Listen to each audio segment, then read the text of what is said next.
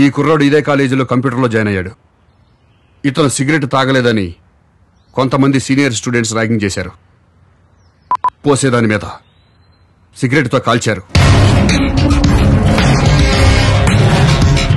ఇలా కాల్చడం తప్పు కాదు, ర్యాగింగ్ సంస్కృతిలో ఒక భాగం అని మీరు భావిస్తే ఇవాళ ఈ కుర్రాడికి పడిన మచ్చ రేపు మీ అమ్మాయి గుండెల మీద పడవచ్చు, జీవితం మీద పడవచ్చు, ప్రాణాల మీద పడవచ్చు. అయినా ఇదే కంటిన్యూ చేస్తాం అనుకుంటే మీ అందరికీ సారీ చెప్పి వెళ్ళిపోతాను. ఇది ర్యాగింగ్ ఏంటండి? రౌడీయిజం కంటే అన్యాయం సార్. ఇలా చేసి నా కొడుకుల్ని కాల్చి పారేయాలి సార్. అయ్యా, ఆ నా కొడుకులు ఏ నా కొడుకులో కాదు, అందులో మీ కొడుకు ఉన్నాడు.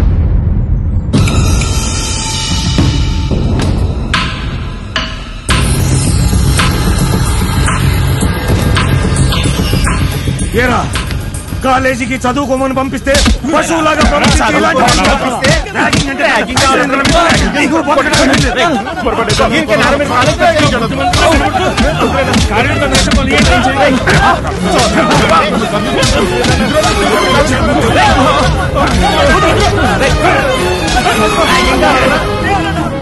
ఇప్పుడు మేము కొట్టిన ఈ దెబ్బలు పోలీసులే కనుక కొట్టుంటే పోలీసులు విద్యార్థుల్ని కొడతారా? పోలీసులు నశించాలి, పోలీసులు డౌన్ డౌన్ అంటూ పోలీసులందరినీ వెంటనే సస్పెండ్ చేయాలని ఈ పిల్ల విధవలంతా రోడ్డు మీదకి వస్తారు.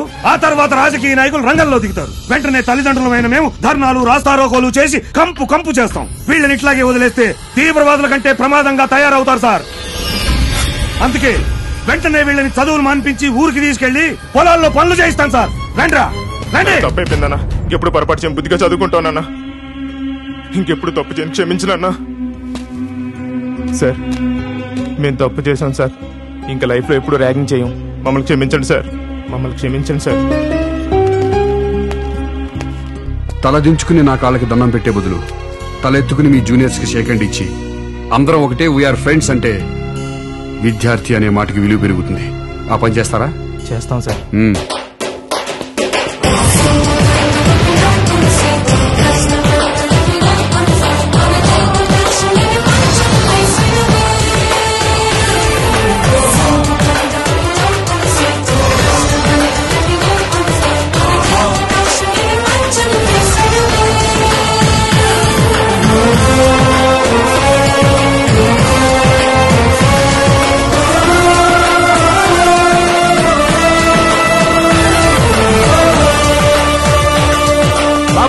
ఒక్క నిమిషం ఆగు. నమస్కారం మాస్టర్. నీ గురించి చాలా విషయాలు సేకరించానా. ఏంటి మాస్టర్? బాగున్నావా? బాగున్నావా? బాగున్నానండి. నీ గురించి ఓ పబ్లిక్ టాక్ చెప్పాలయ్యా. Public talk? లేడీస్ లో, యూత్ లో, జెంట్స్ లో, తుడిసేవాళ్లలో, ఊడిసేవాళ్లలో, గోడకు రంగులేసేవాళ్లలో, అబ్బో ఒకళ్ళిద్దరు కదా చాలా మంది దగ్గర నుంచి సేకరించాను. నీకు చెప్పాలి ఇప్పుడు. చెప్పండి. ఈ సర్కిల్ ఇన్స్పెక్టర్ మహేష్ నా కొడుకున్నాడే, పెద్ద మెంటల్ నా కొడుకురా.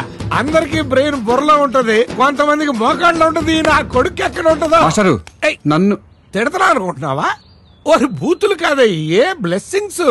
ఇప్పుడు ఎంటివాడు నగ్గాడు, కిట్టిగాడు అంటారు. అంటే ఏంటి? ఈ అబ్బాయి ఎంటివాడు ఏం యాక్ట్ చేశాడు రా, నగ్గాడేం డాన్స్ చేశాడు రా, కిట్టిగాడేం ఫైటింగ్ చేశాడు రా. అంటే ఏంటి? ఓన్ చేసుకోవడం. వాళ్ళ ఫ్యామిలీ మెంబర్స్ లాగా అన్నమాట. అలాగే మహేష్ గాడే ఎరగదీశాడురా, ఏం ఉతికాడురా. అంటే ఏంటి? నేను లైక్ చేస్తున్నాడు అనమాట. అర్థమైందా? ఇప్పుడు నీ గురించి ఓ చిన్న పోలీస్ టాక్ ఒకటి చెప్పాలయ్యా. పోలీస్ టాకా? చెప్పండి. మన డిపార్ట్మెంట్ లో ఒక కడ్డీ పెట్టుకున్న మహేష్ గా, అబ్బా కడ్డీ అంటే లాఠీ అయ్యా, లాఠీ పట్టుకున్న మహేష్ గాడు జిల్లాకొక్కడుంటే స్టేట్ మొత్తం సూపర్ గడ్డలాడించేస్తాడని చెప్పుకుంటున్నారయ్యా. మాస్టరు, పబ్లిక్ టాక్ చెప్పారు, పోలీస్ టాక్ చెప్పారు, మరి పొలిటికల్ టాక్ ఏంటి? అబ్బో మాస్టరు, మాస్టరు ఏమైంది? కూర్చోండి, కూర్చోండి. మీకు బీపీ ఉందా? లేదు. షుగర్ లేదు. మరి గుండె పట్టుకుంటున్నారేంటి? పాలిటిక్స్ అన్నావు కదయ్యా, ఇటీవరా. అమ్మో, ఇప్పుడు ఎలా ఉంది? పాలిటిక్స్ పేరెత్తే నాకు పావులు జర్లు పాకుతాయో. ఏ దేశ చరిత్ర చూసినా ఏమున్నది గర్వకారణం అన్నాడు ఆయన. ఏ పార్టీ చరిత్ర చూసినా ఏమున్నది గర్వకారణం అంటాను నేను. ఈ రాజకీయాల్లో ఉన్నంత చండాలం, మూసీ నది కంపు ఎక్కడ ఉండదయ్యా. ఎప్పుడేం జరుగుతో తెలీదు.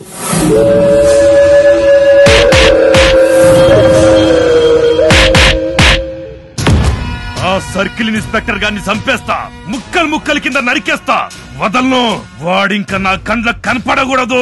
రే భాషా, నువ్వింకా స్ట్రీట్ రౌడీ అనుకుంటున్నావా? మన పార్టీ యూత్ లీడర్ అయ్యా. ఏ పనైనా రాజకీయంగా చేయాలి. ఇంతకే ఆ సే మహేష్ ని కళ్ళ ముందు కనపడకూడదంటావు, అంతే కదా? చెప్పి ఆ సర్కిల్ ఇన్స్పెక్టర్ మహేష్ ఇమ్మీడియట్ గా ట్రాన్స్ఫర్ అయిపోవాలి. అవన్నీ నేను చూసుకుంటా, వదిలే. వాడు పెళ్ళం పిల్లలతో సహా పెట్టే బేడా సర్దుకొని ఈ రోజే వెళ్లిపోవాలి.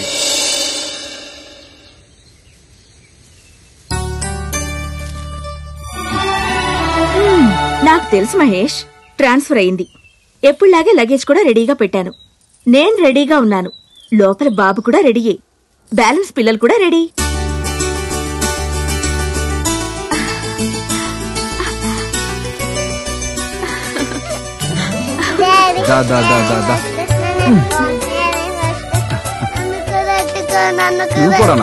డాడీ నన్ను కూడా ఎత్తుకో, నన్ను కూడా ఎత్తుకో.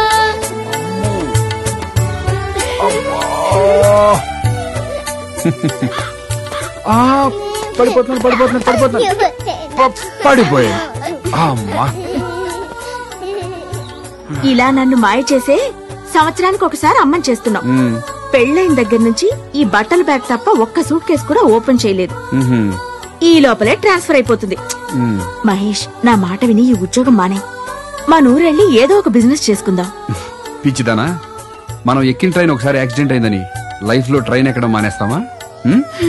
ఎప్పుడు నన్ను మాటల్లో గెలవనిచ్చావు? పద పద.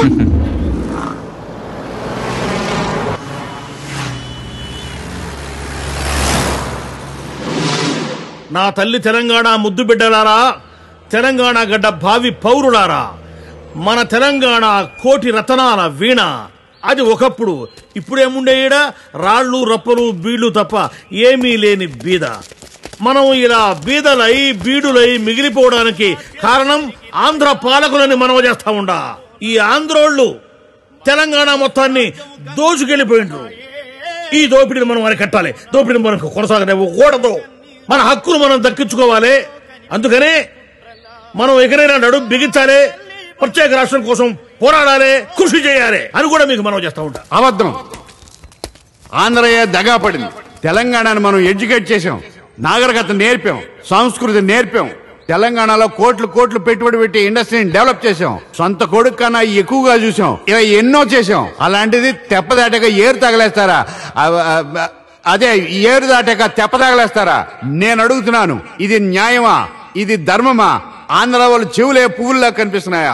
ఆంధ్ర వాళ్ళు నేర్పిన త్యాగం మరవద్దని తెలంగాణ సోదరులకు విజ్ఞప్తి చేస్తున్నాను. ఆంధ్రులు నేర్పిన నాగరికత మరవద్దని జ్ఞాపకం చేస్తున్నాను. నేనెన్నో చెప్పాలని వచ్చి మర్చిపోయాను. కానీ నేను స్టేషన్ తీసుకెళ్ళు. అమ్మా, మన దేవురు తల్లే కర్నూలండి. సారదే కడప. అంటే రాయలసీమ. రాయలసీమ.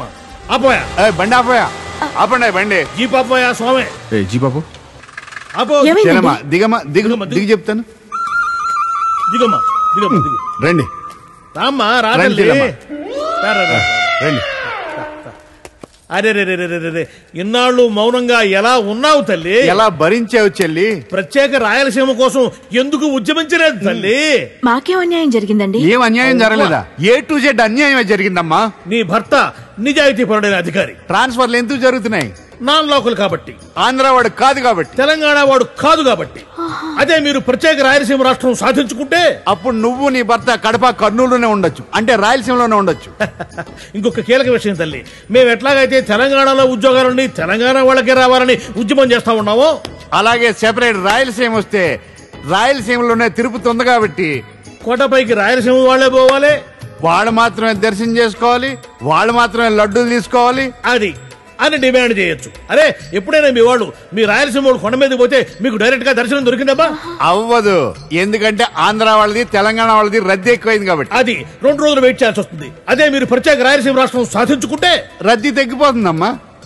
2 నిమిషాల్లో దర్శనం దొరుకుతుంది. గర్భగుడిలో గంట ఉండొచ్చు, గుడి బయట గంట ఉండొచ్చు, కొండపైన వారం రోజులు ఉండొచ్చు, కొండ చుట్టూ వారం తిరగచ్చు, 10 రెట్లు తెచ్చుకోవచ్చు, 9 మందికి పెట్టొచ్చు. మిగతా 1 వాళ్ళకు ఉండొద్దు. మరి 9? 5 ఆంధ్రాకి 4 తెలంగాణకి. దీన్ని నేను ఖండిస్తా ఉన్నాను. 5 తెలంగాణకి రావాలి, 4 ఆంధ్రాకి. ఇక్కడే తెలంగాణకు అన్యాయం జరుగుతుంది. లడ్డూలు దగ్గర ఎక్కడ తిరుమల కొండ, ఎక్కడ ప్రత్యేక రాయలసీమ, ఎక్కడ నా ట్రాన్స్ఫర్? దానికి దీనికి లింక్ ఉందంట్రా? ఆఖరికి తిరుమల లడ్డూకి కూడా రాజకీయాలు పులుముతారా? అమ్మో, మీ ఇద్దరి మాటలో జనాలు గాని విన్నారంటే రాష్ట్రం 3 ముక్కలు కాదు, ఒక్కొక్క జిల్లా ఒక్కొక్క ప్రత్యేక రాష్ట్రం అవుతుంది. మిమ్మల్ని వదలరా. పదండి. ముందుకెళ్ళ మీరు ఎక్కడ ఆగాలో, మిమ్మల్ని ఎక్కడ ఉంచాలో నాకు బాగా తెలుసు.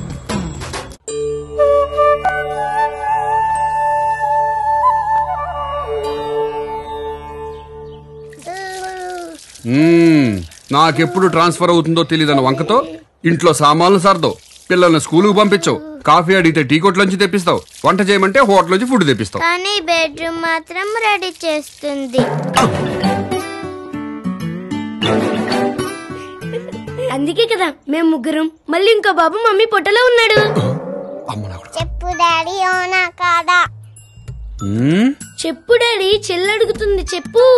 చెప్తావా లేదా? లేకపోతే మమ్మీ చెప్పేస్తాను. మిమ్మల్ని మీరు మాటలు ఎక్కువైపోయినారా? మీకు ముందు చెప్తా.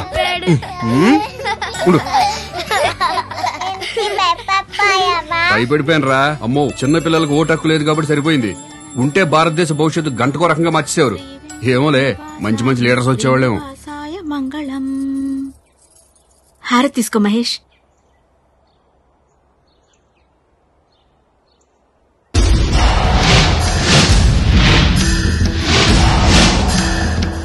రాయలసీమ వాస శ్రీ వెంకటేశ.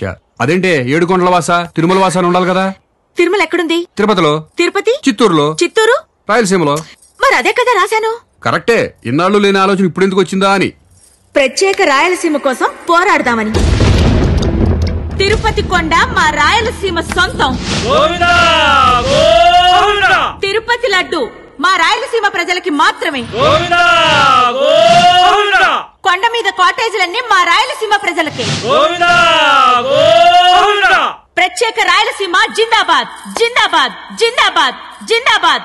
తెలంగాణలో ఉద్యోగాలు తెలంగాణ వాళ్ళకే ఇవ్వాలి అంటున్నారు. అలాగే తిరుపతి కొండ మీద రాయలసీమ ప్రజలు మాత్రమే గుండు కొట్టించుకోవాలి.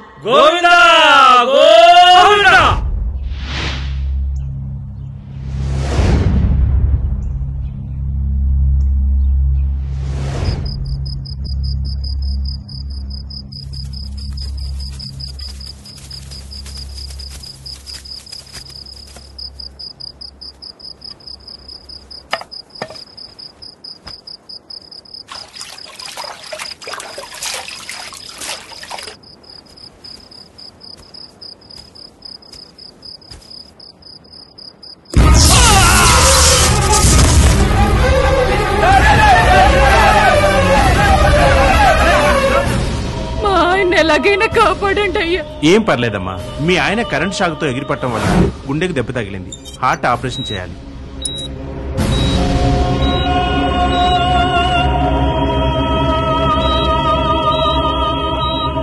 జనరేటర్ ఆన్ చేయమని చెప్పండి. ఎమ్మెల్యే మనుషులు వచ్చి జనరేటర్ తీసుకెళ్లారు సార్. నన్ను అడగకుండా ఎలా ఇస్తారయ్యా? ఎంత చెప్పినా వినకుండా వాళ్ళ పార్టీ ప్రెసిడెంట్ వస్తున్నాడని దౌర్జన్యంగా తీసుకెళ్లారు సార్. ఈ విషయం ఆపరేషన్ మొదలు పెట్టక ముందే చెప్పాలి కదా. ఇప్పుడు ఆ రైతు పరిస్థితి ఏంటి? అర్జెంటుగా కళ్యాణ మండపానికో సినిమా థియేటర్ కో ఫోన్ చేసి తెప్పించండి.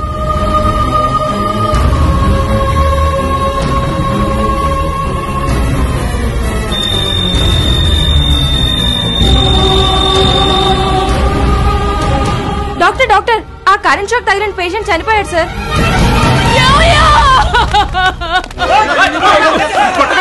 చెప్తుంటే వినండి, మీకు దండం పెడతామయ్యా. మా వాళ్ళు ఎంత చెప్తున్నా వినకుండా ఆ ఎమ్మెల్యే మనుషులు వచ్చి దౌర్జన్యంగా జనరేటర్ తీసుకెళ్లారయ్యా. మమ్మల్ని ఏం చేయమంటారయ్యా? చేతనైతే వెళ్ళి ఆ ఎమ్మెల్యేని అడగండి అయ్యా. మమ్మల్ని కొడతారెందుకు?